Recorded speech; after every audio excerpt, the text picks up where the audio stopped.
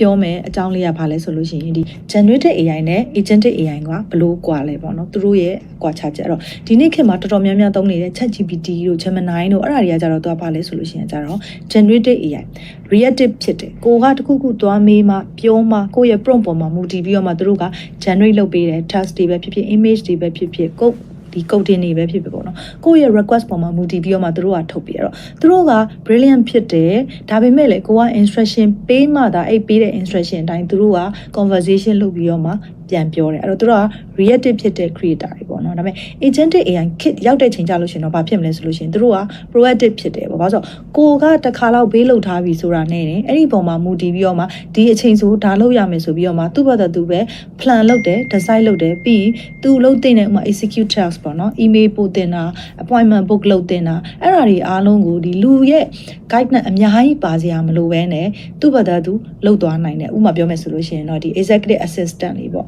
သူက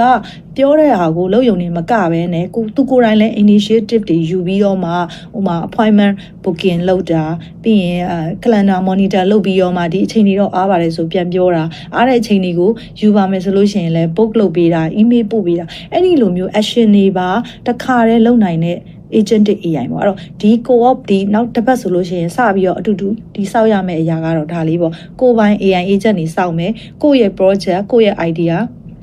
ကိုလှုပ်ချင်တဲ့ကိုယ့်ရဲ့ assistant ကို train လုပ်ဖို့အတွက်ကိုဒီ AI agent စောက်ပြီးတော့မှသုံးကြမယ်ပေါ့တော့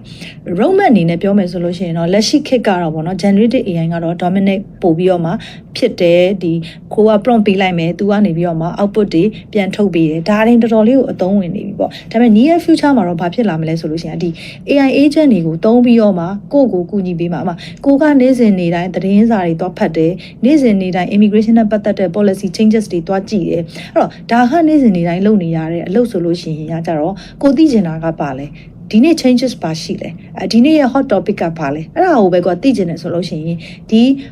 အဲ့ဒီ website တွေတွားကြည့်တာအစအဆုံးဖတ်တာ summarize လုပ်တာအဲ့ဒါတွေအကုန်လုံးကို AI agent ကိုလုပ်ခိုင်းထားပြီးတော့ကိုကအချိန်တန်လို့ရှိရင်သူ AI agent ကနေပြီးတော့မှထုတ်ပေးလိုက်တဲ့ဒီနေ့အတွက်အရေးကြီးတဲ့ဒီနေ့အတွက် top ဖြစ်တဲ့သတင်းတွေကတော့ဒါပါဆိုပြီးတော့မှသူပြန်ပြောလာတဲ့အရာကကြည့်လိုက်ရုံပဲအဲ့တော့ဒါကတော့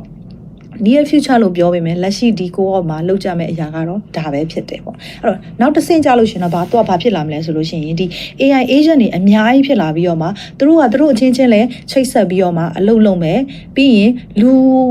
ကအနည်းဆုံး minimum ပါယုံလောက်ပဲနဲ့တဖြည်းဖြည်းချင်းရောက်သွားမယ်ပေါ့တော့ fully autonomous level ဖြစ်သွားမယ် AI agent တွေအများကြီး capable ဖြစ်လာမယ် real time မှာလဲသူတို့အချင်းချင်းပြောပြီးတော့မှသူတို့ကိုယ်တိုင်ပဲ adapt လုပ်ပြီးတော့မှ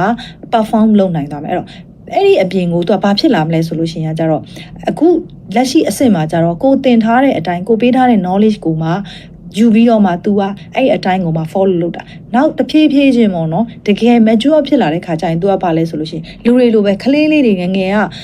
ဒီလိုမျိုးလုပ်လို့ရှိရင်တော့ဒါကတော့ငယ်တီးကတော့ဆက်တယ်ဒီနေရာကိုသွားရင်တော့ချော်လဲနိုင်တယ်အဲ့ဒီလိုမျိုးသင်တယ်လို့ပဲ तू ကိုယ်တိုင်လဲဒီ AI agent တွေကပြောထားတဲ့အတိုင်းနဲ့ပြောထားတဲ့ knowledge တွေမကဘဲနဲ့သူ့ရဲ့ experience ပေါ်မှာမူတည်ပြီးတော့လေသူ့ကိုယ်သူပြန်ပြီးတော့မှ train သွားမှာကတော့နောက်တစ်ဆင့်ပေါ့နော်အဲ့ဒီရဲ့နောက်ပိုင်းကတော့ဒီ human AI partnership ပေါ့နေ့စဉ်နေ့တိုင်းကိုယ့်ရဲ့daily အလုပ်ပဲဖြစ်ဖြစ် daily life ပဲဖြစ်ဖြစ် human နဲ့ AI နဲ့ကဘာမှတိတ်ပြီးတော့မကွဲပြားတော့ဘဲနဲ့ partner အနေနဲ့နေ့စဉ်ဘဝမှာသဘာဝကြဝင်ပြီးတော့မှပါလာမှာပေါ့နော်အဲ့တော့ဒီ generative AI ကတော့လက်ရှိအနေနဲ့ creative ဖြစ်တယ်ကူညီလဲရတယ်ဒါပေမဲ့နောက်တစ်ဆင့် agentic AI ကတော့ကိုယ်ကူညီပြီးတော့မှအလုပ်တွေလုပ်ပေးနိုင်တယ် execute လုပ်ပေးနိုင်တယ်အဲ့တော့အဲ့ဒီနှစ်ခုပေါင်းပြီးတော့မှ technology ကိုအသုံးချပြီးတော့မှကိုယ်ဘယ်လို productivity တက်အောင်ကိုယ့်ရဲ့နေ့စဉ်ဘဝကိုယ့်ရဲ့လက်ရှိ career business မှာဘယ်လိုမျိုးအသုံးချပြီးတော့မှသွားနိုင်မလဲဆိုတာကိုသိကြမယ်ပေါ့နော်အဲ့တော့အားလုံးပဲကြွယ်ကြသွားပြီလို့ညွှန်လင့်ပါတယ်ကျေးဇူးအများကြီးတင်ပါတယ်